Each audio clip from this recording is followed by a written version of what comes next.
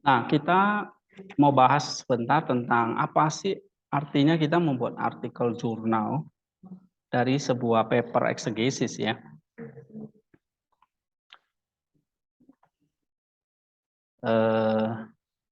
Nah, saya selalu pakai bahan ini dari Muji Setio ya. Dia menulis atau dia memberikan kita sebuah gambaran ya, bagaimana menulis sebuah artikel dengan standar artikel internasional ini. Ya. Ada namanya pendahuluan, metode, hasil, diskusi, kemudian kesimpulan, kan gitu. Nah, hasil itu adalah apa yang kita temukan. Diskusi, apa artinya temuan itu. Apa yang kita temukan, apa yang kita dapat, apa yang menjadi novelty atau kontribusi kita, atau discovery-nya apa. Ya. Nah, kemudian apa artinya yang kamu temukan itu? Nah, itu diskusi. Nah, ini kan ada beberapa yang bikin paper Galatia ya, yang mungkin masih belum ngerti, dan ini sekaligus untuk semua, termasuk kayak yang belum pernah dapat, Rizka, Vivian ya. Nah, sekaligus kita belajar di sini. Nah, waktu bagaimana dari sebuah paper eksegesis yang 10 langkah itu kan dijadikan sebuah paper artikel jurnal yang ada pendahuluan, metode, hasil, diskusi, dan kesimpulan. Oke, kalau ada 10 langkah, misalnya, ya, kan di paper eksegesis itu ada 10 langkah ya. Yang pertama itu ada namanya teks, yang kedua terjemahan literal, yang ketiga ini sintaktik form, terjemahan literal, yang keempat sintaktik konten, yang kelima konteks historis, ya kan? Yang keenam semantik konten, yang ketujuh konsep teologis, ya kan? Yang kedelapan apa? Kedelapan aplikasi, ya kan? Yang kesembilan ini sebelum aplikasi personal ya, personal, lalu aplikasi, lalu yang ke-10 anagogiknya. Ini kan langkah-langkah eksegesis ya. Oke, ini harus tahu kalau kalian sudah semester berapa ini, semester 5 dan seterusnya, yang sudah belajar eksegesis, belajar bahasa, jangan sampai nggak ngerti langkah-langkahnya ini. Dipelajari lagi ya, yang belum selesai papernya kemarin, tapi yang belum sekaligus ingat lagi nih. Jadi yang pertama ada teks Yunaninya, lalu sintaktik formnya, yang ketiga terjemahan literalnya, yang keempat, yang kelima, yang keenam, yang ketujuh konsep teologis, kedelapan personal, 9 aplikasi, 10 anagogik. Oke? Nah, waktu kalian kalau hanya bikin paper kan ya cukup ikuti aja pendahuluan, kemudian masuk ke isinya. Kalau paper kan formatnya cuma 3. Paper itu pendahuluan, isi, dan penutup atau kesimpulan kan. Tapi kalau jurnal itu kan ini tadi, pendahuluan, metode, hasil, diskusi, kesimpulan. Oke, kalau di paper isinya ini kan ini 1 sampai 10. Ya kan? Pendahuluan bikin sendiri dong. Isi 10 langkah ini. Lalu penutup kesimpulannya bikin sendiri, ya kan? Menutup apa yang menjadi pendahuluan ini. Nah, kalau di jurnal dia sedikit berbeda. Pendahuluan, metode, hasil, diskusi, kesimpulan. Tetap ada pendahuluan, metode, baru apa? Hasil dan diskusi atau hasil dan pembahasan. Lalu kesimpulan, gitu. Ya, sama sih sebetulnya pendahuluan, metode ini dianggap pendahuluan, hasil dan diskusi ini isinya. Baru kesimpulan penutupnya. Kayak gitu. Nah, sekarang pendahuluan apa saja isinya. Nah, saya nggak bahas di sini ya, karena nanti kita perlu masuk materi. Metode apa saja, nanti kalian bisa lihat artikelnya. Hasil dan diskusinya ini, hasil dan diskusi itu maksudnya begini. Ini kan hasil dan diskusi ini harus ada 10 langkah ini kan. Cuma waktu di hasil dan diskusi kalian jangan tulis 1 sampai 10 begini.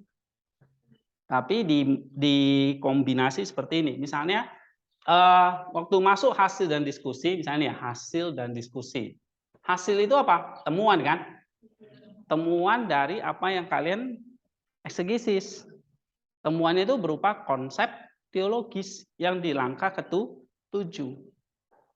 Nah, misalnya temuannya 3 poin ini. 1, 2, 3. Oke, misalnya kasih. 1, kasih itu misalnya bersifat perintah. Yang kedua, kasih itu mengasihi Allah. Yang ketiga, kasih itu berarti mengasihi sesama. Nah, misalnya 3 poin, ya kan? Perintah Allah, mengasihi sesama. Contoh, 3 poin ini. Tapi 3 poin ini kan nggak tiba-tiba dapat. Harus ada eksegesisnya. Eksegesisnya ini berarti 1, 2, 3, 4, 5. Nih ya, 1 sampai 5 ini adalah kelompok hasil. Oke, sama 7. 1 sampai 5 dan 7. Ini kelompok hasil. Jadi waktu kalian mau dapat hasil, kalian sudah harus kerjakan langkah 1 sampai 5 dan 7. Baru dapat 3 poin itu. Paham? Nah, terus langkah 6 sampai 10, 6 berarti 8, 9, 10 ini kelompok diskusinya.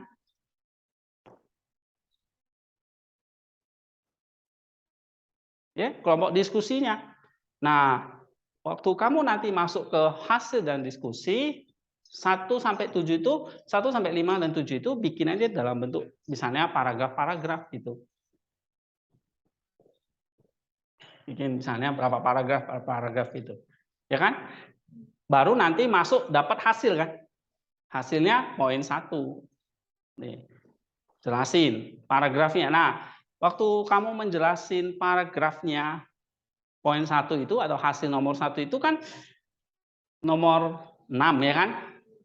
Nomor 8 itu apa? Personal. Nomor 9 dan nomor 10 pedagogik. Itu semua ada di tiap poin ini. Jadi 1 poin itu atau poin kedua itu, poin ketiga itu, tiap poin ini ada apa? Iya, ada ininya.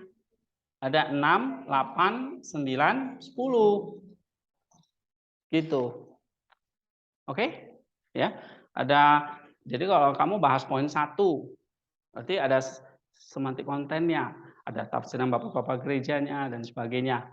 Lalu ada personalnya, ada aplikasinya, ada anagogiknya. Nanti poin kedua, poin ketiga begitu. Paham nggak? Ya, nah ingat, misalnya kalau eksegesis 1 sampai 5, 7 itu hasil. Hasil itu artinya ini. Apa yang Anda temukan. Lalu diskusi apa artinya temuan itu. Nah, apa artinya itu berarti interpretasi kita. Misalnya kamu dapat hasilnya mengasihi Allah itu adalah sebuah perintah Allah. Atau kemarin kita belajar Maximus, kasih itu adalah hasil dari pengharapan dan iman. Nah, kamu perlu interpretasi. Misalnya temuannya, kalau kamu pakai Maximus, sama aja kan kalau kamu pakai Paulus di Galatia, hasilnya begini. Atau kamu baca Maximus misalnya.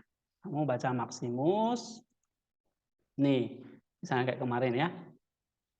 Kamu baca Maximus, hasilnya tuh kasih poin 1 akan tercapai jika kita menguduskan diri kita. Jadi kasih itu sama dengan kekudusan. Jadi kasih itu bukan hanya soal memberi, bersedekah, tapi sebenarnya penyucian diri. Nah, misalnya itu poin satunya kan. Itu temuan dari apa yang kamu baca. Misalnya kamu baca ini teksnya. Oke, kamu baca teksnya itu. Nih, kamu baca teksnya ini. Temukan apa? Oh, ini poin satunya. Misalnya, itu namanya temuan atau hasil. Tapi kamu perlu diskusikan. Diskusikan itu artinya apa? Kamu jelaskan arti temuan itu. Nah, seperti yang dijelaskan oleh ini, artikel ini. Ya, hasil ini adalah temuan. Oke, kalau penelitiannya kita kualitatif ya penelitiannya nggak perlu dalam bentuk tabel, tapi dalam bentuk poin-poin atau konsep teologis. Konsep teologis itu berarti kasih judulnya. Lalu ada berapa poin? 1, 2, 3. Tadi bersifat perintah, bersifat menguduskan. Misalnya kasih itu juga bersifat mengilahikan. Ya kan? Kasih itu bersifat perintah. Misalnya, 2 menguduskan, 3 mengilahikan. Misalnya gitu. Tapi topiknya apa? Kasih. Nah, ini bentuknya konsep teologis yang nomor 7 ini. Oke. Nah, maka di sini kalau kasih itu kalau hasil itu adalah disajikan dalam bentuk, kalau di sini namanya tabel. Ya. Kalau kita dalam bentuk apa? Konsep teologis gitu. Nah, setelah itu apa? Dari konsep itu apa artinya hasil yang telah diperoleh diklaim sebagai temuan penelitian? Bagian pembahasan harus memuat interpretasi hasil penelitian agar memberikan makna kepada pembaca atau memberikan petunjuk untuk melakukan penelitian lanjutan. Pembahasan yang baik memuat dialog. Ada dialog yang membandingkan hasil penelitian dengan hasil-hasil penelitian sebelumnya. Jadi kamu bahas tentang kasih, kan misalnya Bapak gereja yang lain sudah pernah ngomong. Maximus dan sebagainya. Ya kan? Nah, ini yang saya mau nanti dalam kelas ini kan kita akan bikin apa? Sebuah paper lagi. Ya, saya sekaligus jelasin gini. Nanti kalian bikin paper atau artikelnya kan harus dapat namanya hasil dan pembahasan. Gitu. Hasil itu apa? Temuan. Pembahasan itu apa? Interpretasi. Ini dia. Yang memuat interpretasi. Interpretasi itu dari berbagai macam penelitian yang sudah ada atau tulisan-tulisan yang sudah pernah ada. Ya. Nah, ini khususnya misalnya semester 3 nih, baru mulai nulis paper ya mau nggak mau sulit ya harus dimulai. Kalau nggak nanti kalian nggak akan bisa. Oke. Nah, contoh misalnya kemarin itu ada yang sudah tanya saya, gimana Pak, saya punya topik ini. Gimana cara saya mulainya ini loh. Oke? Nah, kan kelas kita kan belajar filokalia. Yang saya bahas terbatas Maximus. Padahal di filokalia itu ada banyak.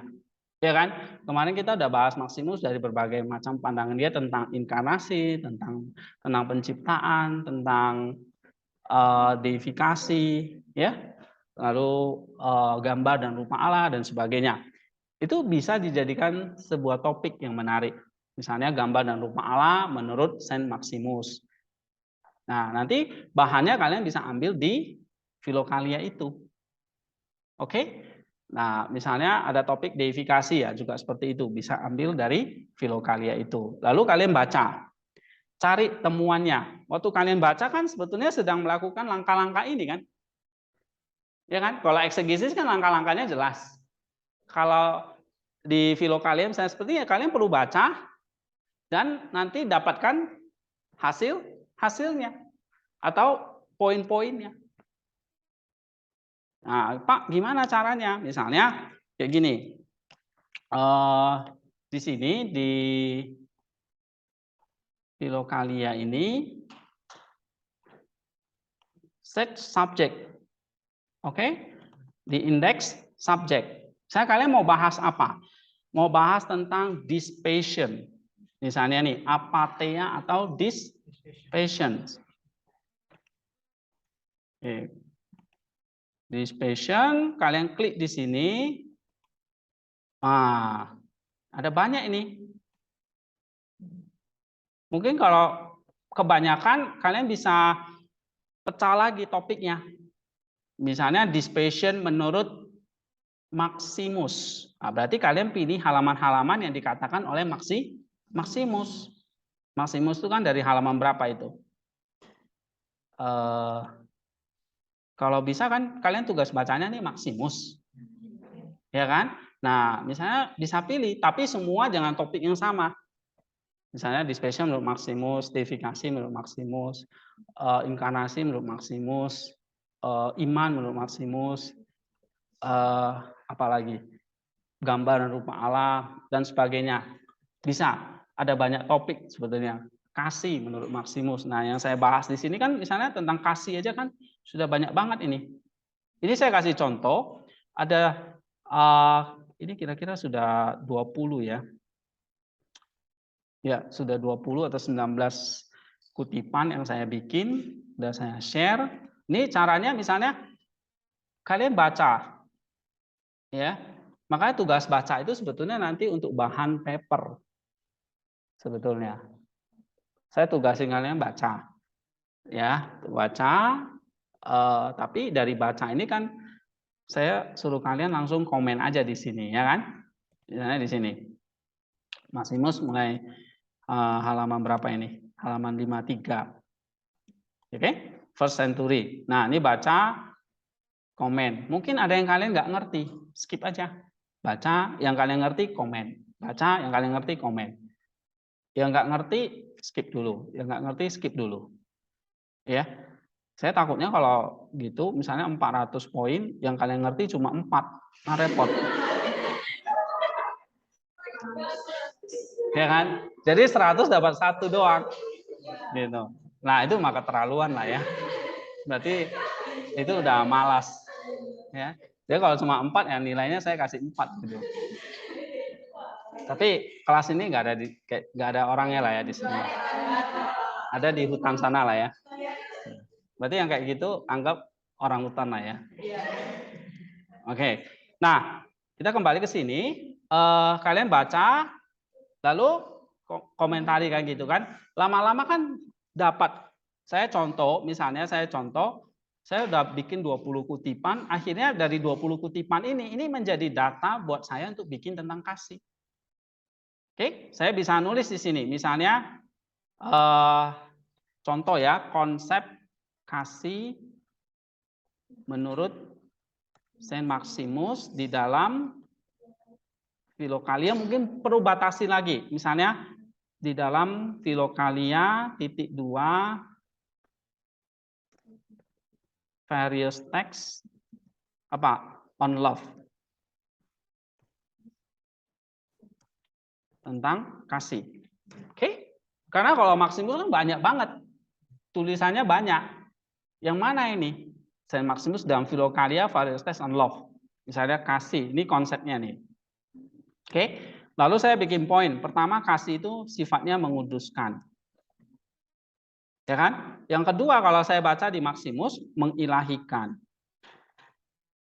Oke, yang ketiga, nah ini mengilahikan, menguduskan ini berarti mencapai namanya dyspation. Oke, mengilahikan ini berarti bisa mencapai namanya serupa Allah. Oke, yang ketiga, saya baru dapat 2 poin misalnya gini. Oke, yang saya baca misalnya 20 poin ini, 20 kutipan ini ada 2 poin tentang kasih. Pertama, kasih itu menguduskan, dyspation, kasih itu mengilahikan, serupa dengan Allah.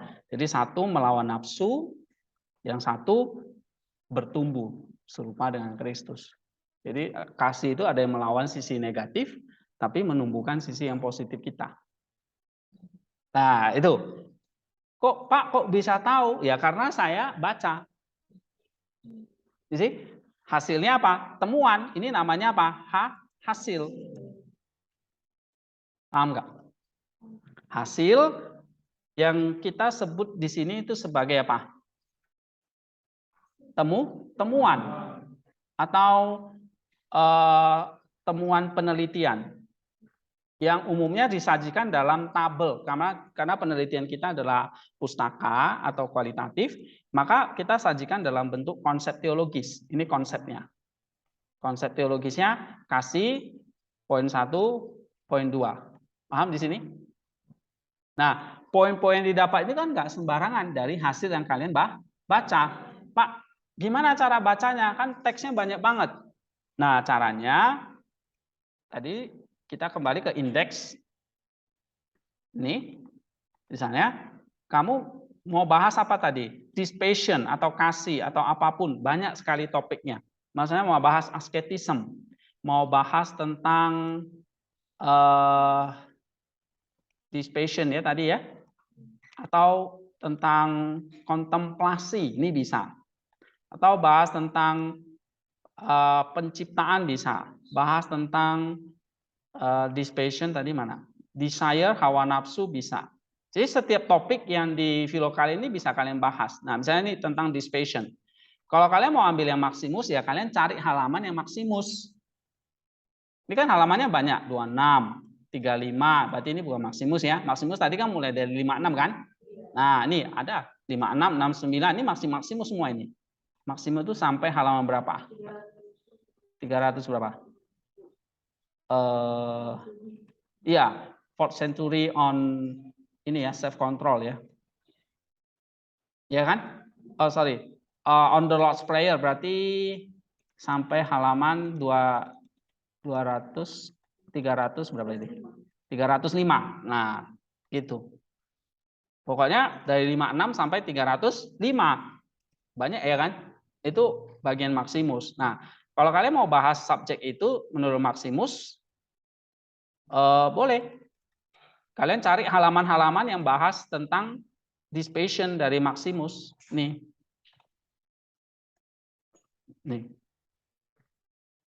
Oke, baca. Misalnya ada halaman 56. Kamu klik di sini halaman 56, enter. Ya. Nah, halaman 56. Mana yang bahas tentang dispassion? Nah, kamu pelan-pelan cari poin keberapa ini. Ya kan? Nah, tuh. Tentang dispassion. Is a peaceful condition of the soul in which the soul is not easily moved to evil. Jadi dispassion itu adalah satu kondisi dari jiwa yang mendapatkan ketenangan atau kedamaian. Sehingga jiwa itu tidak mudah digoda oleh si jahat atau berpindah kepada si jahat. Nah, itu dispassion. Sehingga dispassion itu kamu dapat satu apa ini? Kalau kamu mau komentari jadinya apa? Nah, jadi dispassion ini satu kekuatan jiwa. Adalah satu kekuatan jiwa menghadapi apa? Si jahat atau godaan jahat. Udah. Dapat kan? Nah, ini pause. Nah, kalian harus berlatih baca tuh seperti ini. Baca, komentari, baca, komentari. Misalnya. Nah, kalau dia katakan dispassion itu satu kekuatan jiwa, satu kekuatan yang kita miliki untuk melawan si jahat, berarti kekuatan apa ini? Kekuatan jiwa seperti apa? Kamu bisa baca nomor 34 ini. Jiwa yang murni adalah jiwa yang terbebas dari segala passions. Nah, jadi dispassion itu membahas satu keadaan jiwa yang terbebas dari godaan. Nah, kayak gitu. Jadi kutipan nomor 34 kamu pun bisa kutip nanti. Oke?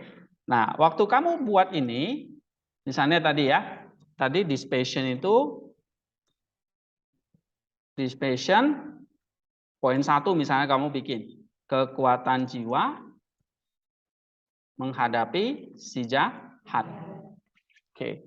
Jadi dispassion itu artinya jiwa itu punya kekuatan, bukan jiwa itu nggak punya kekuatan. punya power untuk melawan si jahat. Gitu. Ya kan? Nah, kamu bisa interpretasi nanti. Kamu baca di sini. Kamu baca kekuatan jiwa itu apa ya? Atau kekuatan yang bisa melawan si jahat itu apa ya? Nah, kamu bisa baca lagi, kamu bisa interpretasi. Nah, jadi masuk ke penjelasan atau pembahasannya apa? Di sini kan hasil dan diskusi ya. Ini hasilnya ini ya. Nih, hasilnya. Nah, diskusinya gimana? Diskusinya kamu bilang kekuatan jiwa, kamu interpretasi kekuatan jiwa menghadapi si jahat itu kekuatan jiwa yang bagaimana? Kamu interpretasi. Oh, kamu bisa kutip jiwa yang misalnya jiwa yang telah disucikan oleh doa dan puasa misalnya. Sehingga orang mau mencapai this passion itu harus punya satu kekuatan doa dan puasa. Nah, kamu dapat dari mana? Dari apa yang kamu baca misalnya dari Maximus ini. Kamu kutip. Ya? Atau kamu mau interpretasinya gini. Kekuatan jiwa menghadapi si jahat. Kekuatan jiwa, jiwa yang bagaimana nih? Jiwa yang bagaimana? Yang dikatakan punya kekuatan. Oh, jiwa yang suci. Oke, jiwa yang suci seperti apa? Nah, ini bebas kamu interpretasi. Yang penting topiknya ini atau poinnya jangan melenceng. Ya kan? Nah, kamu bisa kutip ini. Jiwa yang suci adalah jiwa yang terbebas dari passions dan terus-menerus diterangi oleh kasih ilahi. Kasih ilahi ini kita tahu itu adalah anugerah. Jadi jiwa yang murni adalah jiwa yang suci adalah jiwa yang apa? Jiwa yang diterangi kasih ilahi. Nah, kamu kasih kutipan nomor berapa ini? Kasih tanda. Oh, nomor 34. Nah, gitu. Karena kalau enggak nanti lupa kamu carinya setengah mati kutipannya. Mulai bangun seperti ini. Ya. Cara menentukan topiknya persempit. Artinya kamu kembali ke indeks, subjek, indeks. Mau topik apa ini? Oke, tadi saya kasih contoh tadi this passion. Ya, this passion ini terus kamu baca. Oh, ketemu nih. Halaman berapa tadi? 56. Ya kan? Nih. Ini contoh ya. Oh, ini ada this passion. Kutipan nomor 36 various text on love ini. Ya kan? Nah, kamu kasih tanda various text on love halaman atau kutipan nomor 36 atau kasih nomor halamannya. Oke? Terus kamu baca. Kamu baca terus kamu ngapain? Temukan hasilnya. Ya, misalnya kamu baca ini dapat hasil apa? Oh, hasil yang pertama ini. Temuannya. Hasil atau temuan ya. Nah, temuannya ini. This passion itu adalah jiwa yang punya kekuatan menghadapi si jahat. Oke? Dapat. Nanti kamu baca lagi. Yang mana lagi? Kamu baca lagi. Kutipan nomor berapa? Ini kan banyak nih halamannya. Kamu baca halaman yang lain lagi. Misalnya halaman berapa lagi nih?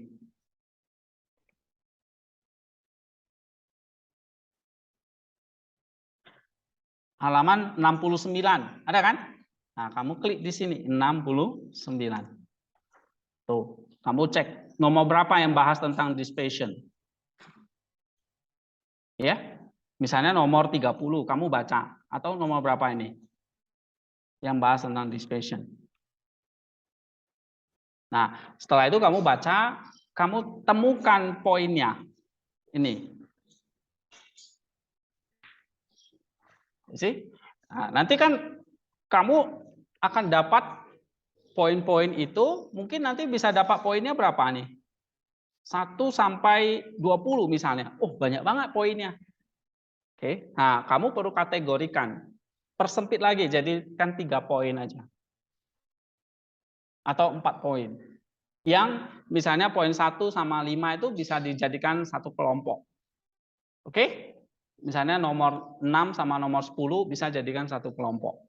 Nomor 20 dengan 15 bisa jadikan 1. Nah, jadi dikategorikan. Paham nggak? Ya. Dari banyak halaman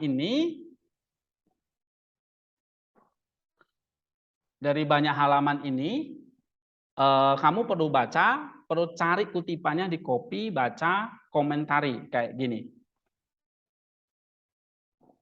Nah, ini misalnya nih hari ini misalnya ada Maximus ngomong kayak gini. Mengasihi Allah berarti memenuhi perintah Allah, yaitu mengasihi sesama kita. Nah, saya dapat temuan apa ini? Kasih Allah sama dengan kasih kepada sesama.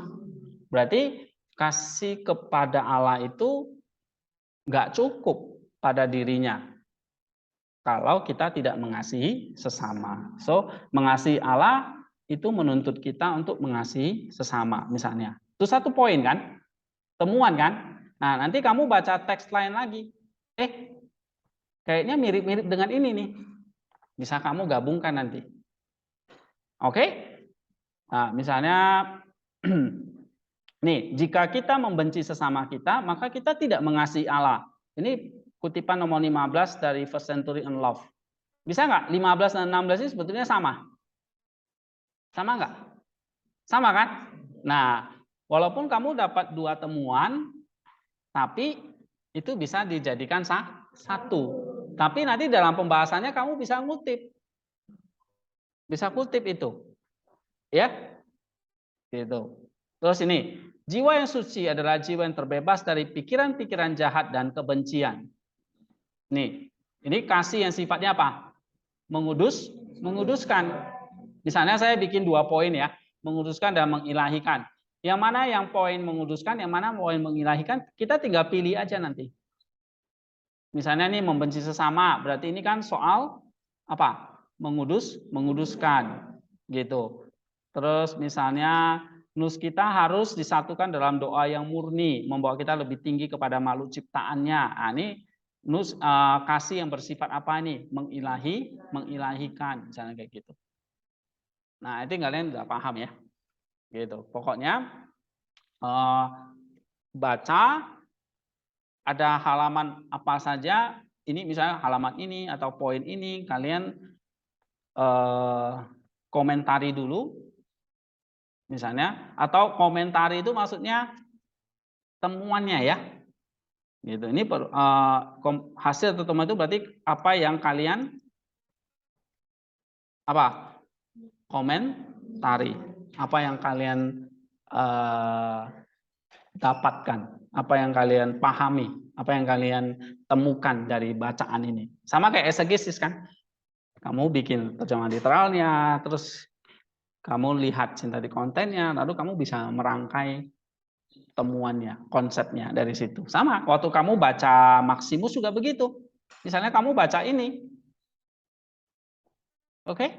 Tadi menyembah Allah saja menyembah Allah saja sejalan dengan kasihnya yang menghendaki kesucian batin kita dan kasih kita kepada sesama. Ini temuan saya. Tapi karena banyak, saya bisa kategorikan di mana?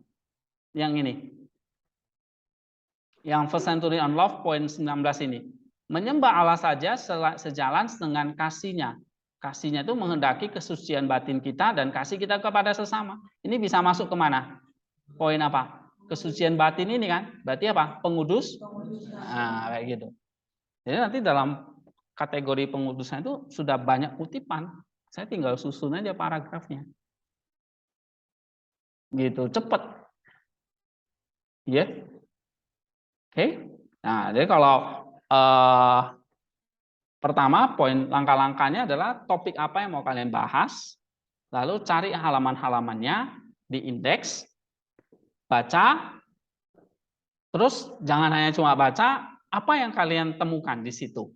Tulis saja, misalnya dapat 30 kutipan.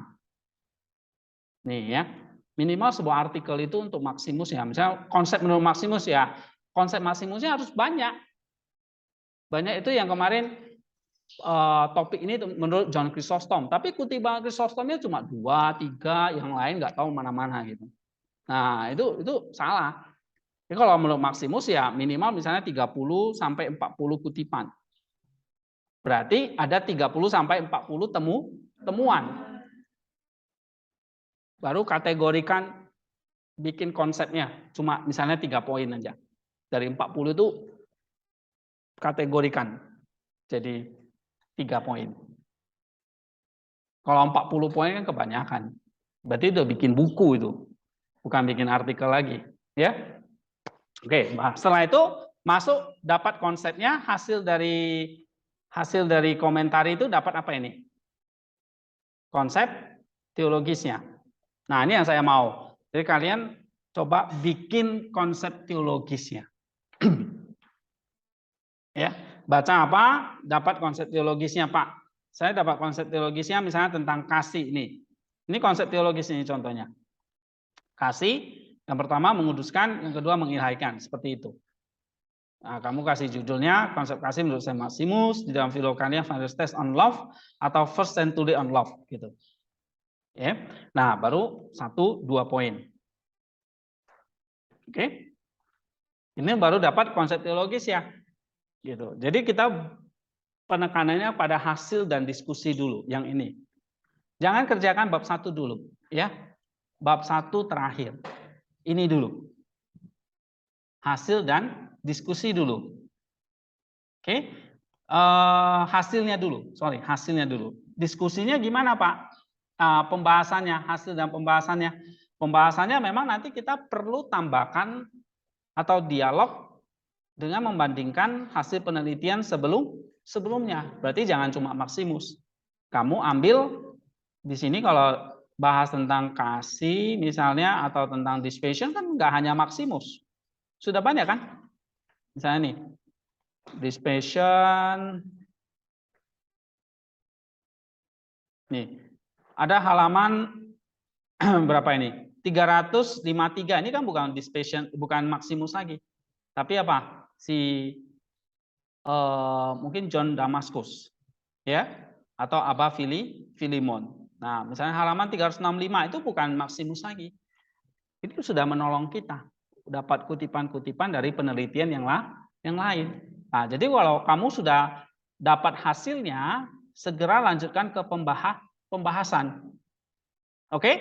Nah, kalau udah selesai, kita baru kembali ke bab 1. Nah, nanti bagaimana mengerjakan bab 1? Bab 1 itu adalah kalau kalian sudah dapat hasilnya, tinggal kamu di pembahasannya sudah selesai, tinggal bab 1-nya itu adalah tinggal kamu tentukan apa masalah yang mau dipecahkan, problem statement-nya. Ya, apa masalah yang mau dipecahkan? Misalnya tadi tentang kasih. Ya, kamu bisa lihat kasih misalnya satu topik yang penting. Tapi banyak orang yang hanya membahas kasih itu secara praktis. Tapi apa pemahaman Bapak Gereja, terutama Saint Maximus, belum ada yang nulis nih misalnya. Nah, itu problem. Ya kan? Nah, apa yang sudah dilakukan orang untuk menyelesaikan masalah yang ada? State of the art itu kan misalnya kasih menurut ini, menurut itu kayaknya kurang baik, kurang kasih itu hanya sampai tindakan moral saja.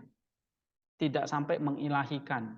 Nah, ini dalam paper ini mau mengatakan kasih itu sebetulnya bukan sekedar perbuatan baik, moralitas saja, tetapi ini menguduskan kita, mengilahikan kita.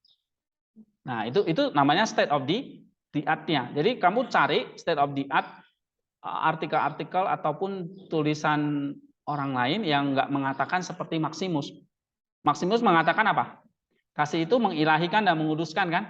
Nah, misalnya ada artikel lain yang bahas, kasih itu adalah sebagai wujud kamu sudah diselamatkan, bukti kamu sudah diselamatkan, bukti kamu sudah lahir baru, itulah kasih.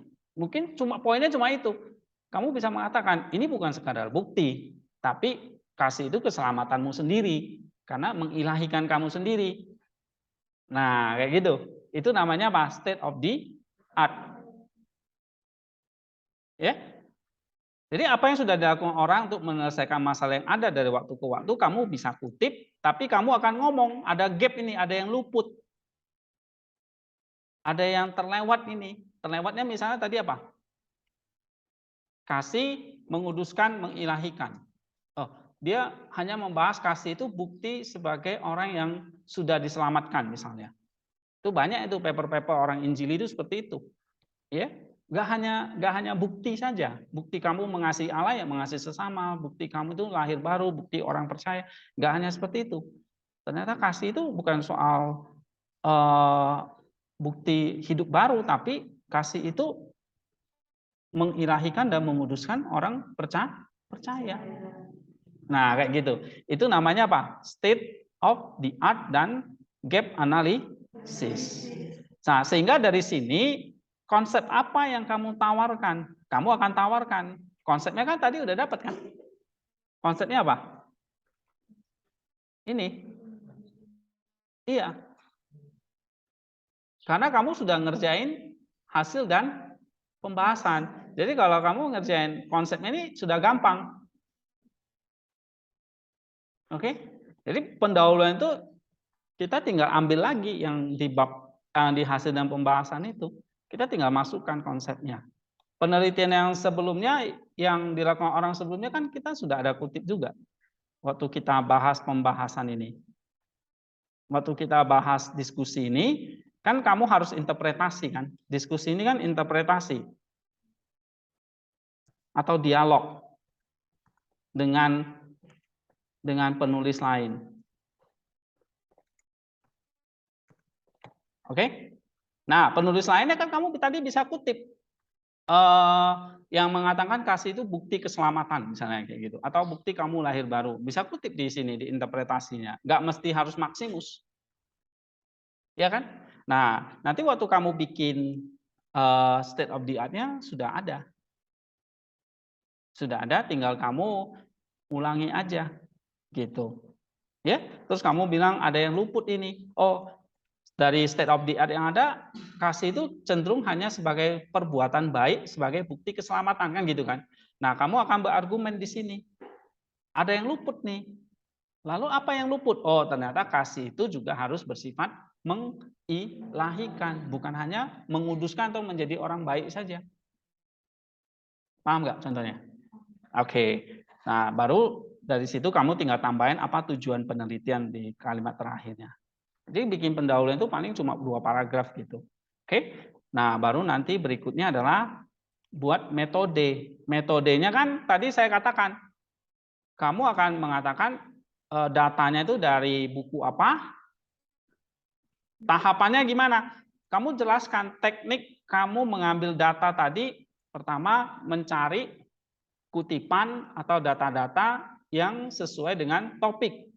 Lalu penulis mencari atau memparaphrase atau menemukan, menginterpretasi data tersebut.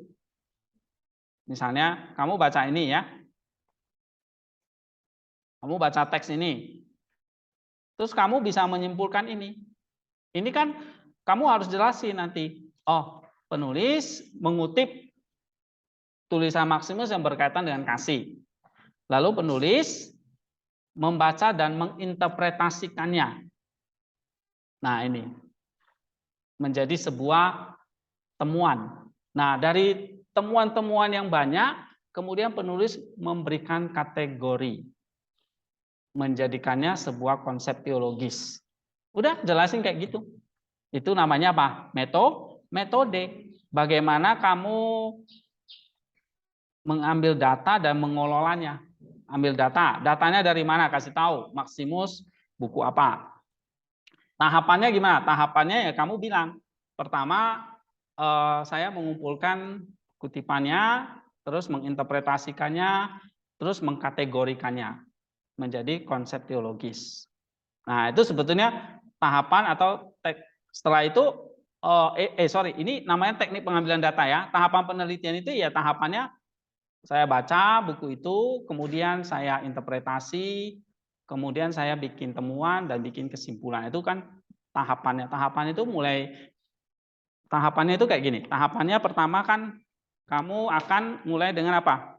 Saya memulai dengan temuan dulu. Itu namanya tahapan. Saya memulai dengan hasil dan diskusi dulu. Setelah itu saya masuk ke pendahuluan. Habis itu apa?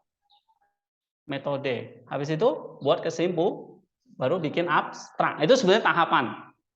Langkah-langkahnya itu maksudnya tahapan. Paham ya? Tahapan bikin jurnal mulai dari hasil dan diskusi dulu. Baru saya bikin pendahuluan, baru saya bikin metode, baru saya bikin kesimpulan, baru saya bikin abstrak. Baru terakhir bikin judul. Judul itu terakhir ya. Gitu. Kalau kalian kan judul dulu. Jadi kepala jadi kaki, kaki jadi kepala dulu. Nah, gitu. Maka jalannya nabrak sana nabrak sini kan, gitu. Oke? Nah, ini namanya tahapan. Terus data dan teknik pengambilan datanya gimana? Data dan teknik pengambilan datanya tadi saya baca, kemudian saya bikin temuan, dari temuan itu saya kategorikan, habis itu saya bikin konsep teologisnya. Nah, konsep ini kemudian saya interpretasi dengan penulis-penulis lain. Oke? Itu namanya data dan teknik pengambilan data. Teknik analisis data ya sama, ya, itu. Nah, itu di metode. Kira-kira ya cuma satu paragraf nanti buatnya. Oke? Nah, setelah metode kamu nulis kesimpulan. Kesimpulan ini apa? Kamu tinggal baca lagi di sini. Kesimpulan itu adalah ringkasan hasil penelitian atau temuan penelitian yang berkorelasi dengan tujuan penelitian yang dituliskan dalam bagian pendahuluan. Jadi tadi kalau tulisan tujuannya kan kamu mau menjelaskan nih, kasih itu bukan hanya perbuatan moral, tapi kasih itu juga mengilahikan setiap orang percaya. Nah, itu kan tujuanmu menjelaskan. Berarti kamu akan menyatakan kembali di kesimpulan itu adalah kasih itu 2 poin. Kamu ringkas kembali 2 poin itu. Nah, baru dari 2 poin itu ternyata terbukti bahwa kasih itu bersifat menguduskan dan mengilahikan. Nah, cuma itu satu statement singkat tentang kesimpulan itu. Jangan ada kutipan lagi. Di dalam kesimpulan tidak boleh ada pembahasan atau kutipan lagi. Tapi ringkasan yang dikaitkan dengan tujuan peneliti. Ya.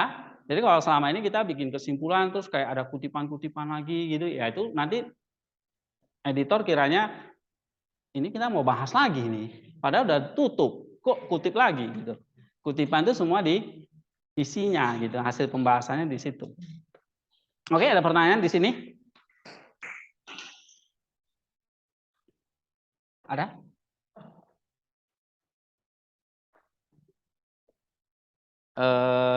Jadi mulai setiap orang ya minggu depan coba pikirkan satu topik apa. Jadi tugas mingguannya ini aja, cari topik, and then kamu sudah ada topik bukan judul ya, judul itu belakangan. Saya nggak mau baca tulisan judul. Oke, kalau kamu kasih saya judul, saya anggap kamu sudah selesai. Oke, ya boleh sih, ya. Tapi mana hasilnya kan gitu. Topiknya, misalnya dispassion. Setelah topik, tahapannya apa? Ada temuannya. Berarti ada halaman-halaman yang akan kamu baca. Nah, cantumkan di situ. Halamannya berapa saja. Oke, itu dulu. Ya. Atau tambahkan, kamu sudah bisa tambahkan temuannya. Jangan cuma halaman deh, ya. Halaman kan belum apa-apa itu. Halaman kamu tinggal tulis angka-angkanya aja kan. Padahal iya, kamu belum baca, belum masuk ke otakmu, nggak ada gunanya. Tapi misalnya nih, oh, nih kamu bikin nih, misalnya judulnya kasih ya, topik kasih. Oke, topik kasih. Tapi lebih spesifik, misalnya kasih menurut Maximus nih, mau menurut siapa? Karena luas banget kan, menurut Maximus. Nah, misalnya nih, oke, tentu Filokalia 2 ya, di Filokalia volume 2. Atau bisa lebih sempit lagi, di teks mana? Oke, misalnya First Century on Love. Oke, nah itu topik. Lalu halaman yang menjadi data. Halaman berapa? Misalnya 1, 3, dan seterusnya. Atau halaman 30 dan seterusnya.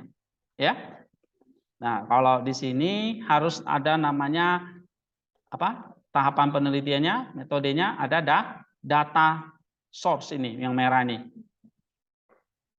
Data sumbernya, sumber datanya. Ya. Atau data-datanya apa saja nih? Kamu kasih tahu halamannya. Oke. Nah, setelah itu mungkin ke depannya data itu perlu kamu apa di sini? Analisis. Oke. Ini namanya teknik analisis data yang tadi saya kasih tahu. Teknik analisis data itu data kamu baca, kamu interpretasi. Misalnya kayak gini tadi. Ini datanya, Pak. Love is a holy state. Ini datanya. Oke? Nah, lalu kamu buat sebuah interpretasi. Nih. Atau memberi komentar. Nah, ini menjadi temuan. Ya, menjadi temuan. Nah, dari temuan itu kamu akan apa? Jadikan sebuah konsep teologis. Itu tadi. Misalnya temuannya ada 30 poin misalnya. Kamu harus kategorikan jadi 3 poin. Kamu padatkan, kamu ringkas gitu. Jadi 3 poin. Oke? Nah, nanti apa yang kamu lakukan misalnya ya, datanya dari mana? Data source-nya dari Filokalia volume 2 sekian. Tahapannya tadi ya, saya bikin hasil penjelasan dulu, baru terakhir judul. Data dan teknik pengambilan datanya gimana? Teknik pengambilan data tadi saya lihat di indeks, kemudian saya ambil kutipan-kutipan yang relevan. Ya kan? Saya lihat di indeks, saya ambil kutipan-kutipan yang relevan dengan topik. Analisisnya gimana? Tadi saya katakan, kamu kutip, terus kamu paraphrase atau kamu kasih komentar, terus setelah itu kamu kategorikan jadi konsep teologis. Nah, itu namanya teknik analisis data. Oke, ini saya rekam kalau kalian nggak paham nanti bisa dengerin lagi ya. Oke, jadi kita mulai coba tugas mingguannya tidak lagi ringkas materi, tapi saya pikir ini harus mulai ya. Karena pengalaman saya kemarin Galatia itu tak lepas bebas, ternyata terjun bebas. Ya. Akhirnya ya akhirnya jadi kebebasan gitu ya. Kebebasan yang tidak ada hasilnya. Oke, jadi saya nggak mau terulang lagi di kelas ini. Kita masih ada waktu bulan 9 sampai nanti bulan 12 kita bisa kirim. Oke, kira-kira 3 bulan saya pikir untuk sebuah 10 sampai 15 halaman paper, ya paper dulu lah ya, atau langsung ke artikel aja deh ya. Ke artikel aja, jangan paper. Karena kalau paper kan cuma pendahuluan isi penutup. Tapi kalau udah artikel jurnal itu sudah ada hasil pembahasan, metode dan sebagainya. Ya. Jadi mulai minggu pertama paling enggak ini 2 poin ini selesai. Oke. Terus kalian bisa tambahkan komentar yang kalian dapat berapa. Komentar-komentarnya. Caranya kayak gini, Pak. Kamu nulisnya kayak gini. Jadi nanti tiap minggu itu akan nambah ya. Misalnya minggu depan 2 halaman. Minggu depannya lagi nambah lagi. Nambah lagi gitu. Ya. Oke, kumpulnya di WordPress aja nggak apa-apa. Karena saya apa? Oh iya ya.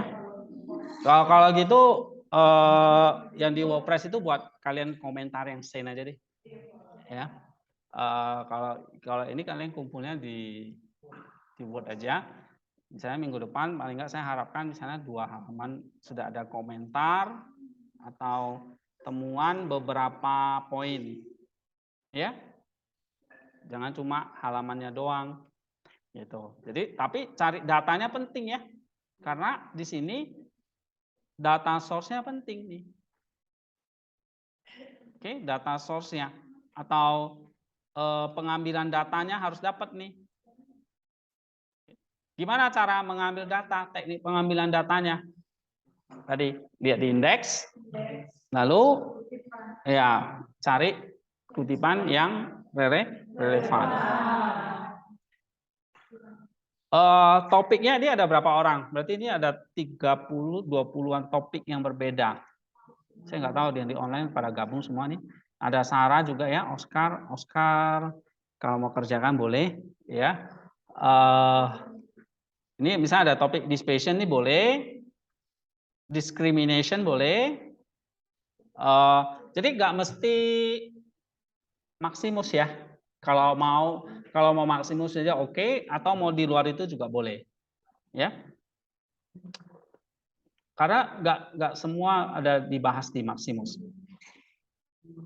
Atau gini, kalau semua Maximus nanti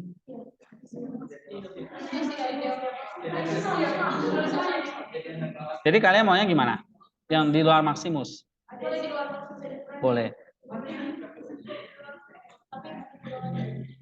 Cuma kalau bisa menurut Maximus oke. Maksud saya kalau menurut Maximus kan tugas baca kalian sekaligus jalan gitu. Ya. Tapi saya nggak tahu apa bisa sebanyak itu topiknya ya yang ada di indeks ini. Karena saya sendiri juga belum tahu maksudnya itu bahas topik apa saja di dalamnya. Saya kira banyak banget sih tentang creation pasti ada, penciptaan, kemudian tentang desire itu pasti ada, ya. Desire itu tentang hawa nafsu itu boleh diambil. Oke. Dispassion, kemudian tentang faith pasti ada, tentang kasih pasti ada, tentang hope pasti ada, tentang hati ini pasti ada, ya. Grace ini pasti ada, hope ini ada, kemudian tentang ini ya, humility ini pasti ada. Saya kira kalau ambil Maximus mungkin semua bisa sih, ya. Jadi kita fokus ke Maximus dulu, ya. Nanti kalau memang cuma kayak gini, jangan sampai ada yang gimana ya cara, ya enggak, jangan sampai ada yang sama. Hah? Poinnya juga bisa beda sih ya. Oke, tapi jangan sengaja sama deh, ya.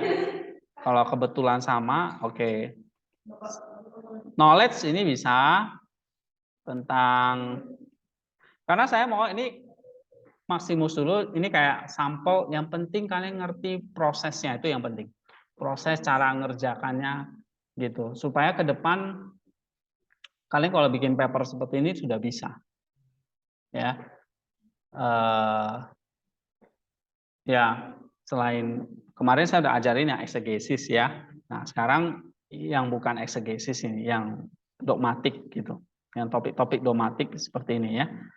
Bisa ambil self control nih bisa. Pokoknya seputar filokalia lah di sini. Jadi topiknya semua ada di indeks ya, jangan yang ada di luar indeks ya. Self love ini bisa. Yang misalnya maksimalnya cuma bahas 6 kutipan. Misalnya nanti bahas tentang satu topik ya, misalnya katakan tadi tentang pengharapan. Di Maximus cuma ada 5 kutipan, Pak. Yang ada kata pengharapannya. Oke, nggak apa-apa. Nanti kita cek apakah ada teks-teks lain yang sebetulnya mendukung walaupun nggak ada kata pengharapan. Karena di indeks ini kelemahannya adalah hanya mencari yang muncul kata itu. Ya, kayak gitu. Padahal mungkin di tulisan lain banyak gitu, walaupun nggak ada di halaman di situ. Nah, bisa bahas tentang temptation, bisa stillness ini pasti banyak. Kemudian tentang logismo ini juga bisa bahas ya. Tentang dosa apalagi banyak. Kemudian tentang virtue, kebajikan ini juga bisa. Oke. Tentang wisdom ini juga bisa, tapi sedikit. Ambillah yang banyak lah, jangan Karena kalau kutipannya sedikit nanti sulit kita kembangin. Kalau ada kutipannya lumayan banyak, itu kita bisa kembangin. Oke, ini tentang paper. Ada yang sudah punya topik nggak kemarin? Beberapa orang sudah punya topik apa? Yang kemarin datang ke saya itu, Manner sama Eka. Eka apa ya? Apa? Free will. Terus? Inkarnasi. Oke, yang ini? Belum. Oke. Coba mulai pikirkan ya minggu depan. Nanti saya lihat, kita lihat kalau ada yang sama, mungkin kalau ada topik yang belum ini kita bisa ganti.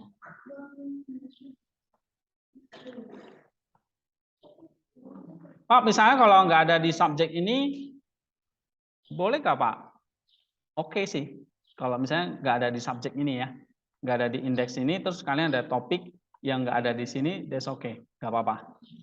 Bisa diambil juga. Ya. Misalnya konsep tentang tubuh ini kan penting dibahas ini. Tubuh menurut Maximus apa? Body. Nah, ini bisa. Saya belum tahu apakah bisa 20 topik yang berbeda, mungkin bisa ya. Mungkin ya. Nanti makanya kita coba lihat lagi. Oke, ada pertanyaan Kak tentang tugas mingguan ini? So, next week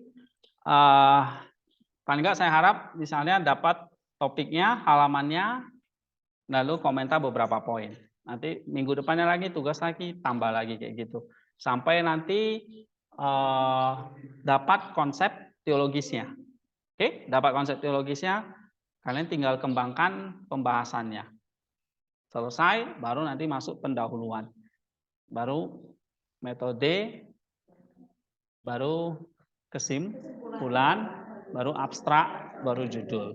Nah, habis itu nanti tinggal ubah atau submit atau sesuaikan template jurnal itu. Ya, selesai. Oke, berikutnya kita mau bahas tentang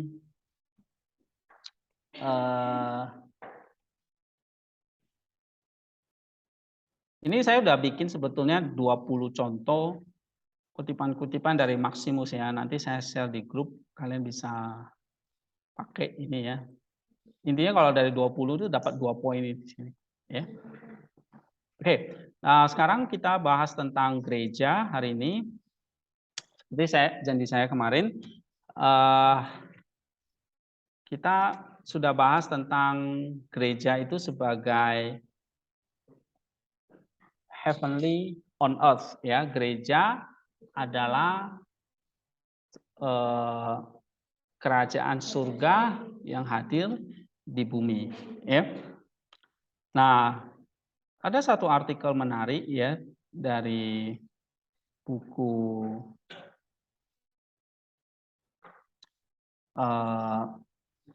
ini di ensiklopedia ya, tentang gereja.